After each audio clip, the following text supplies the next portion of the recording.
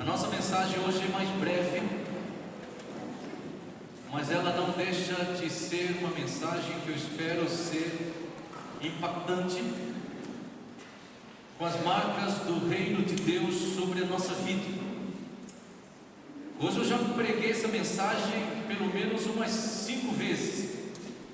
E aí você vai dizer, como você pregou essa mensagem hoje umas 5 vezes? Porque antes das 7 da manhã eu fui fazer uma caminhada, e enquanto eu caminhei, eu fui pregando para mim mesmo.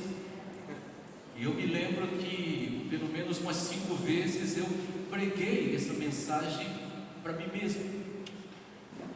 O título da mensagem são Igrejas Firmes na Verdade e na Piedade Cristã. Domingo passado tivemos uma mensagem de encorajamento em Juízes, capítulo 6, não temais,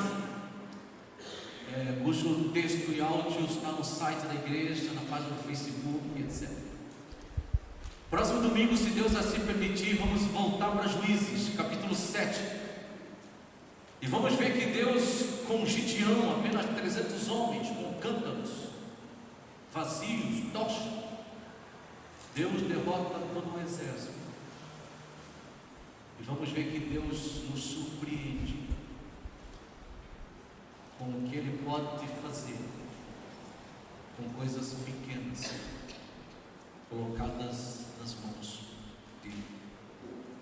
Mas hoje à noite vamos falar sobre família, felicidade familiar e algumas bases bíblicas nas quais nós temos que fundamentar a nossa vida familiar, se queremos ter a bênção divina de sermos bem-aventurados na nossa vida familiar.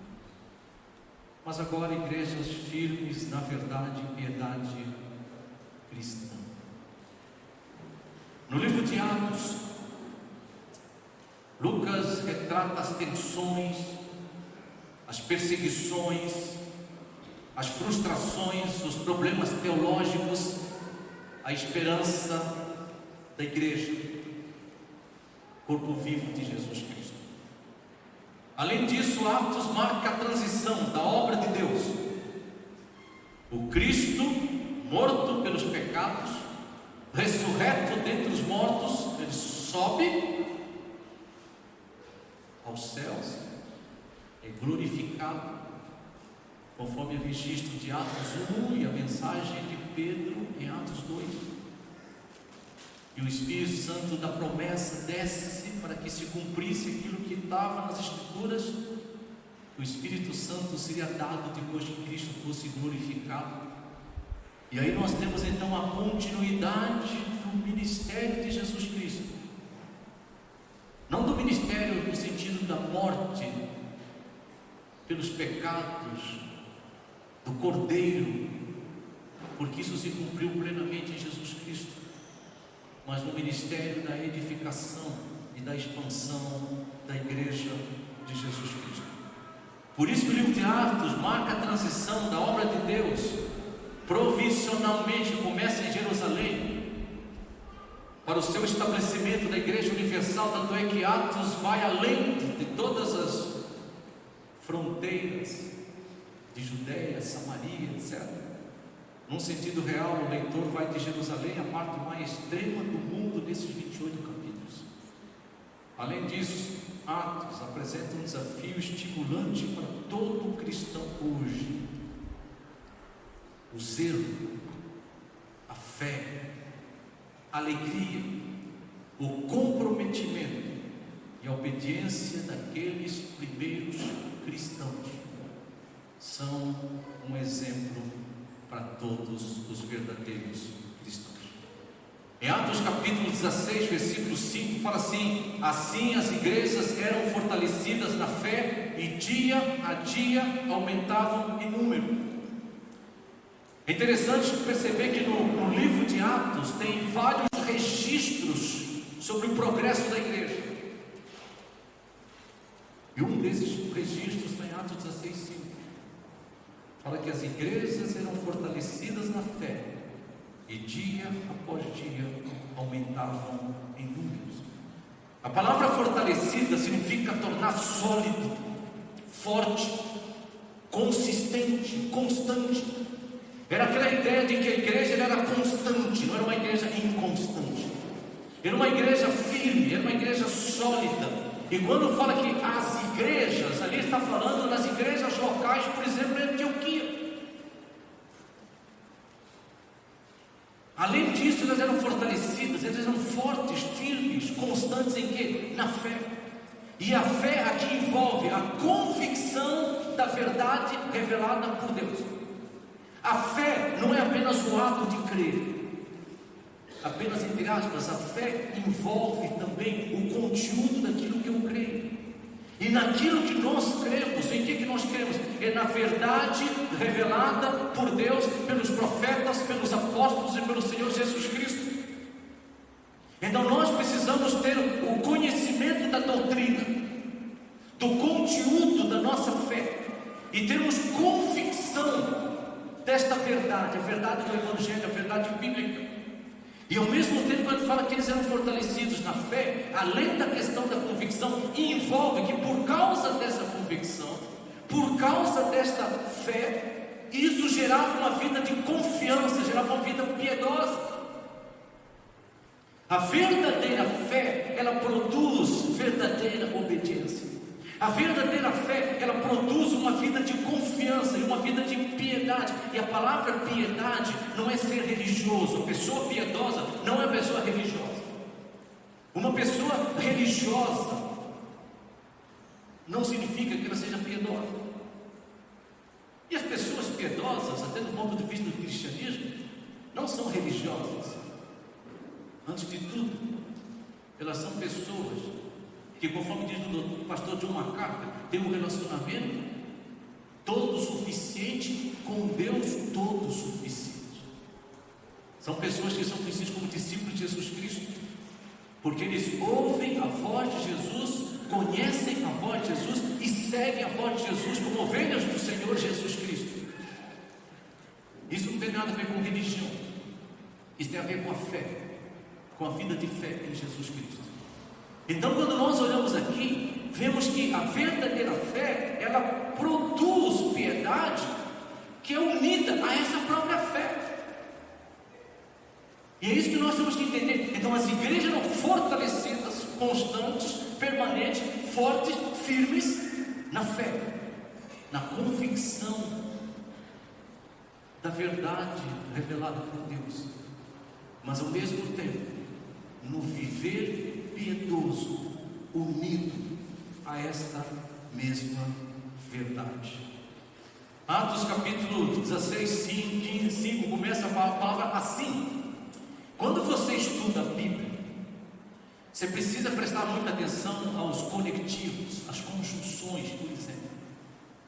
Porque quando o versículo 5 começa assim, as igrejas eram fortalecidas, isso traz na nossa mente a pergunta assim o quê? A palavra assim, ela tem como sinônimos desse modo, desta forma, desta maneira.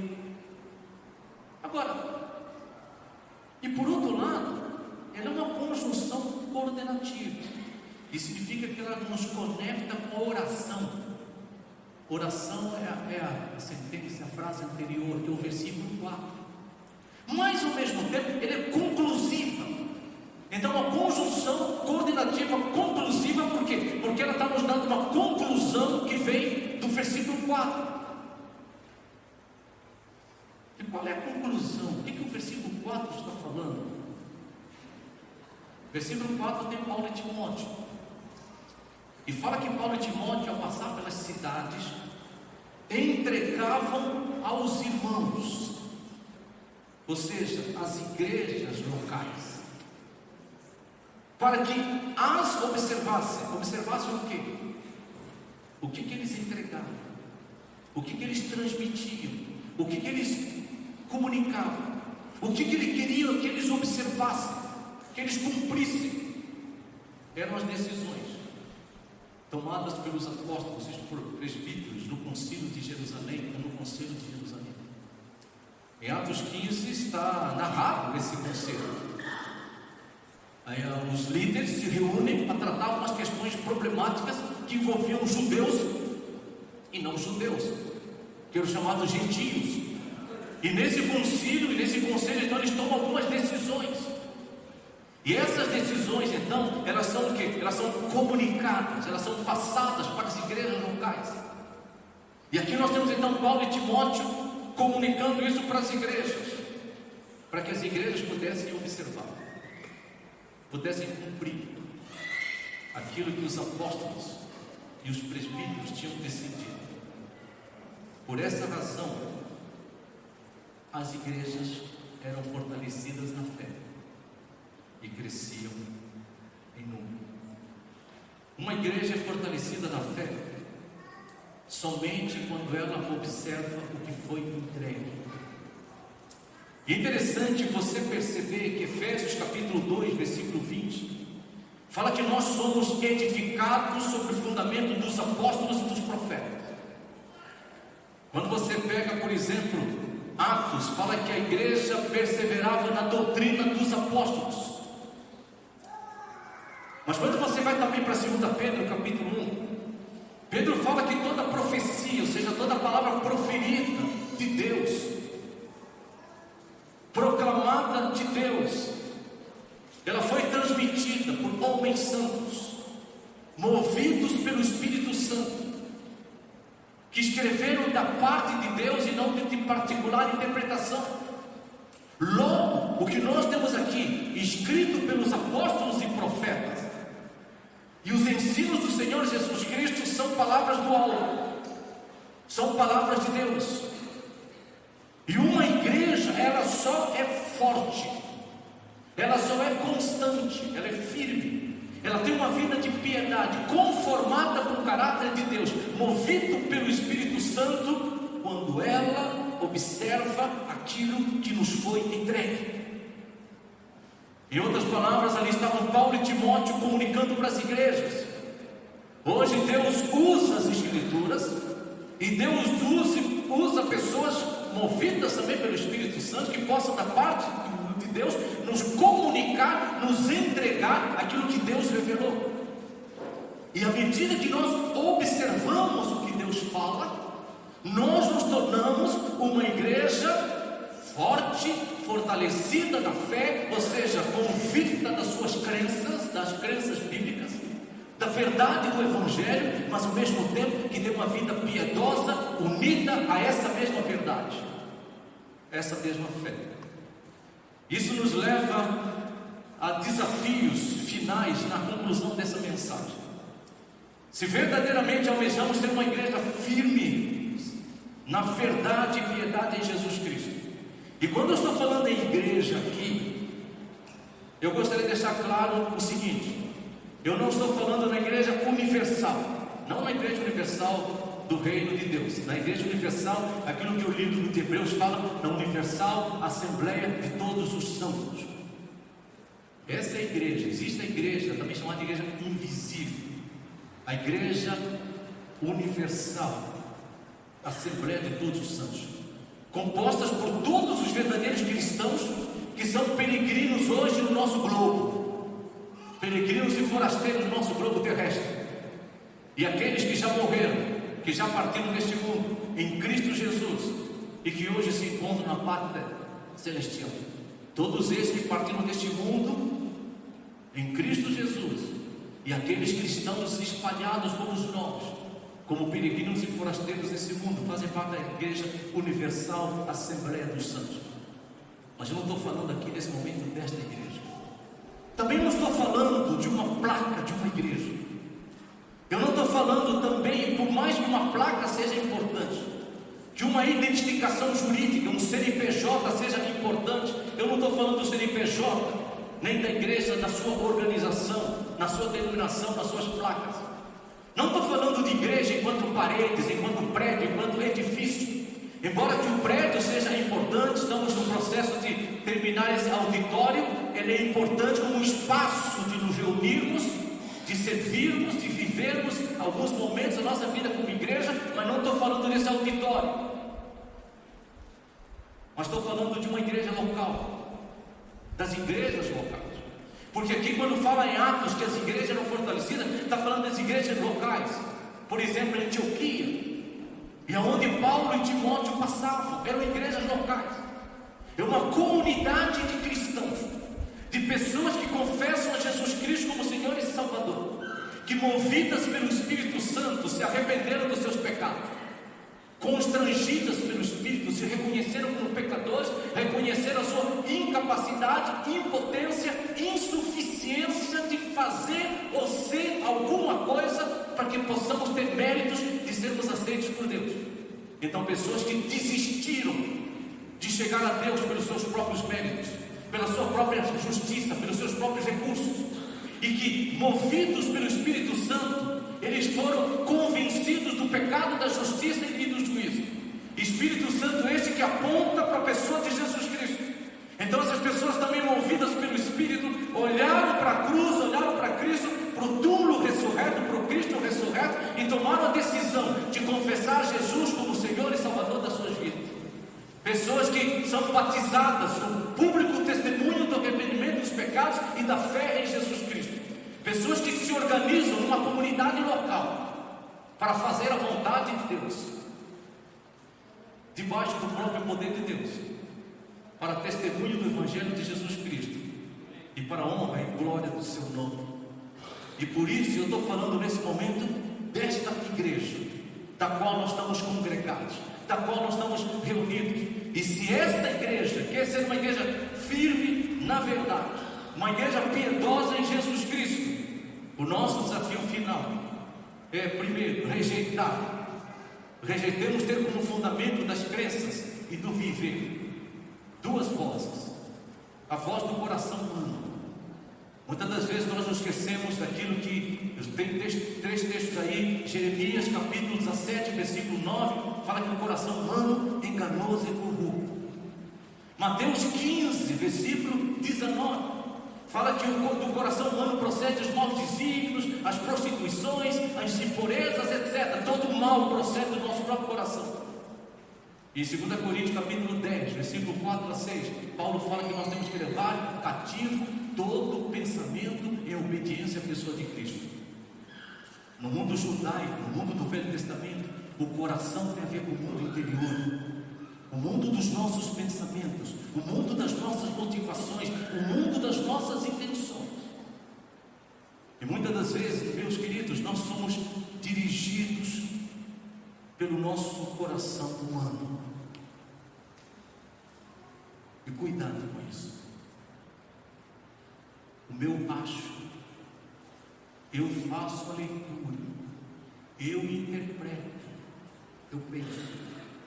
O eu acho, eu faço a leitura, o eu interpreto, eu penso. Ele é importante, mas ele tem que estar sujeito à palavra de Deus. Nós não vivemos como cristãos pelo que eu acho, eu penso, eu sinto, eu interpreto. O verdadeiro cristão, ele vive pela fé. Romanos 1,17, citação de Abacuque 2,20, que é depois citado no livro de Hebreus. E viver pela fé é viver em confiança e obediência à palavra de Deus. Então, cuidado de não dirigir a sua vida, de não tentar pautar que esta igreja seja pelo que você acha, pensa, sente. Deixa eu inclusive dar um alerta para você. Se você está nesta igreja esperando que ela seja o melhor para a sua família, o melhor para os seus filhos, o melhor para você, e você vai lutar para que esta igreja seja o melhor para a sua família, para os seus filhos, para você está na igreja errada.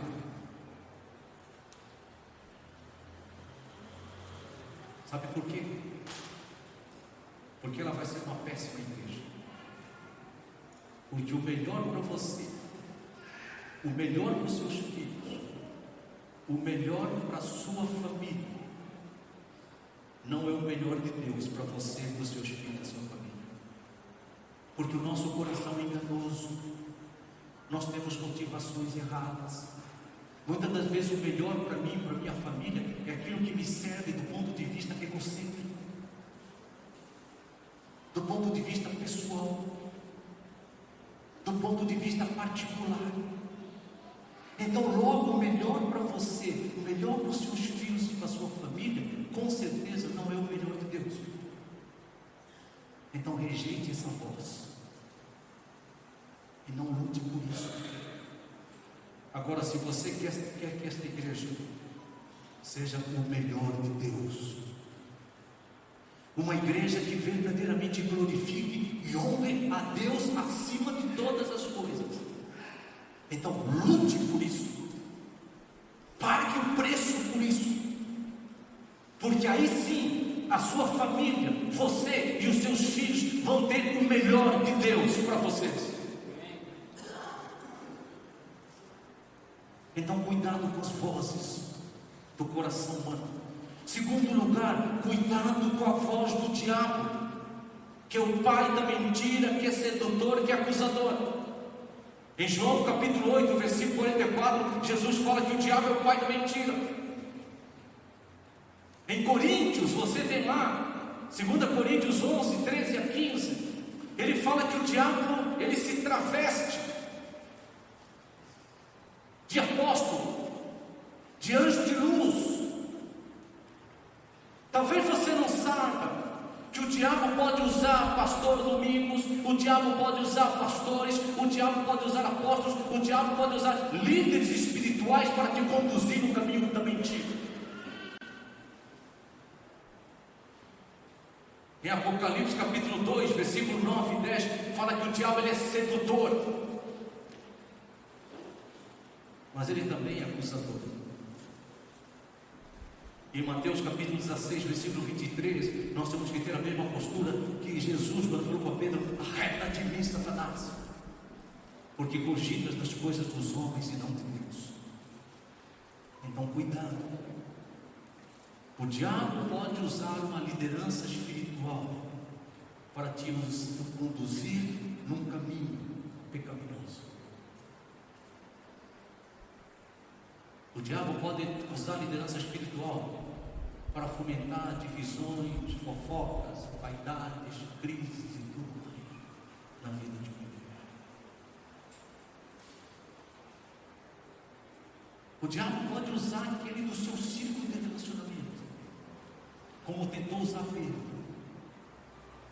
para tentar desviar Jesus dos seus propósitos, de ir para Jerusalém. Hoje eu estava andando cedo, passei num posto de gasolina ali perto da Fiuza, devia ser 7 e pouco da manhã. Tinha um grupo de homens e mulheres jovens, bêbados. Aí tinha um, não sei se chegou agora, que estava com uma garrafa de vodka no mão.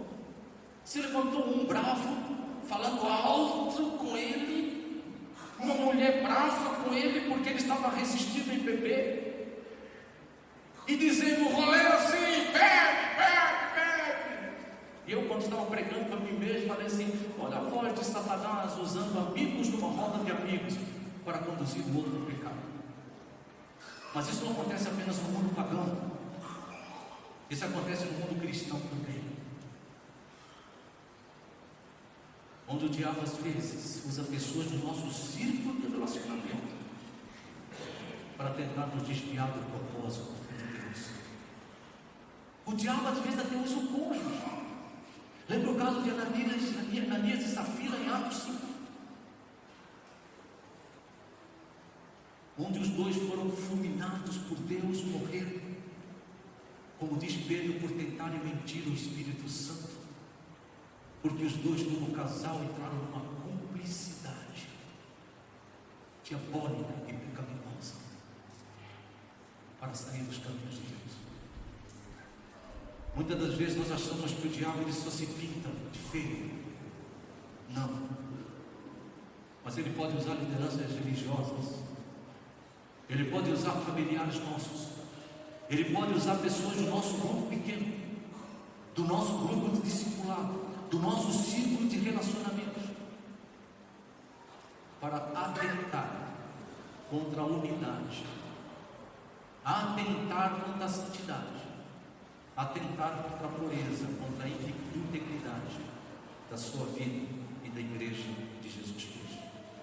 Por isso, permaneçamos firmes e obedientes à tradição das Escrituras. Segundo a Tessalonicenses, que é o pessoal da música aqui na frente já, capítulo 2, versículo 15, ele fala assim: pois, irmãos, permanecei firmes e guardai as tradições que vos foram ensinadas. E essa tradição que ele está falando aqui é a tradição das Escrituras, não é a tradição dos homens, é a tradição das Escrituras, que foi transmitida pelos apóstolos, pelos profetas e pelo Senhor Jesus Cristo, e de uma forma muito especial no Novo Testamento, que foi comunicada pelos apóstolos. E naquela época, Paulo fala seja por palavra, seja por epístola. E nós temos a tradição das Escrituras, pela epístola, pela palavra de Deus que nos foi comunicada. E nós temos que permanecer firmes e guardar as tradições que nos foram ensinadas. Se conforme a vontade de Deus, nós almejamos ser uma igreja sólida, forte, constante, na convicção da verdade revelada por Deus, com confiança em toda a piedade, que é viver no Espírito Santo, piedade, conformado com Jesus Cristo, com o seu pensar e viver. Nós devemos guardar, observar a tradição das Escrituras, a verdade do Evangelho, permanecer no ensino de Jesus Cristo, dos apóstolos, dos profetas, conforme Atos 2, 42, 2 Pedro 1, 19, 21, Hebreus capítulo 1, versículo 1 a 3, para que Deus no passado falou de várias maneiras aos pais, mas nos últimos dias nos falou pelo Filho. E hoje o Filho, o Pai e o Espírito Santo nos falam pela revelação escrita de Deus. E assim como no livro de Atos, sobre a graça de Deus Pai, poder do Espírito Santo e para a glória de Deus, haverá um relato histórico desta igreja sobre o progresso de Deus. E quem sabe um dia alguém, ao escrever a história da nova aliança, vai dizer que a igreja era fortalecida na fé, uma igreja plena de convicção da sã doutrina, fundamentada na palavra de Deus, e que experimentava o viver piedoso, fruto dessa palavra em todos os seus relacionamentos, e como veremos hoje à noite, a questão é inclusive a partir da própria família, em todas as áreas da nossa vida. E dia após dia, o Senhor acrescentava à igreja aqueles que iam sendo salvos.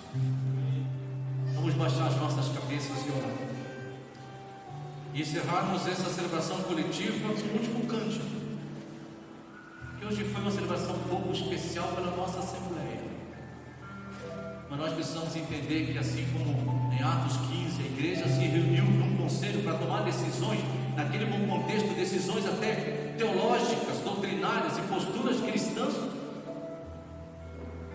nós também precisamos tomar decisões nas mais diversas áreas da nossa vida. E uma igreja que quer ser forte e fortalecida na fé, uma igreja que quer ter uma vida de piedade, que testemunha e glorifica o nome de Jesus Cristo, ela tem que fazer todas as coisas, até as suas decisões administrativas, segundo os princípios e os valores da palavra de Deus. E isso inclui o viver em todas as áreas, circunstâncias e níveis de relacionamento. Obrigado, Pai, porque o Senhor quem dá edificação. A nossa responsabilidade é plantar, semear, mas quem dá o crescimento é o Senhor. Obrigado, Pai, porque a igreja é de Deus, conforme diz Atos capítulo 20, versículo 28, comprada pelo sangue de Jesus Cristo. É o Espírito Santo quem levanta e move liderança no contexto da igreja. Mas ao mesmo tempo nós sabemos que é o Senhor, pelo mover do Teu Espírito, que também traz pessoas para fazerem parte da vida desta igreja. E que aquelas pessoas que no passado, no presente e no futuro fazem, farão parte da história desta igreja. Que verdadeiramente nós possamos ser pessoas lutando por aquilo que é o melhor para Deus, dentro da nossa missão de ser uma igreja que glorifica a Deus, reconciliando, aperfeiçoando vidas em Cristo, e a nossa visão de ser uma igreja bíblica, comunicando de modo relevante e contagiante a realidade de ser em Cristo Jesus família de Deus.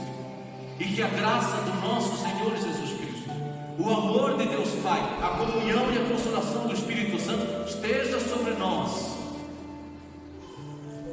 parte da igreja do Senhor Jesus Cristo espalhada pelo mundo fora, agora e para todo sempre. Amém.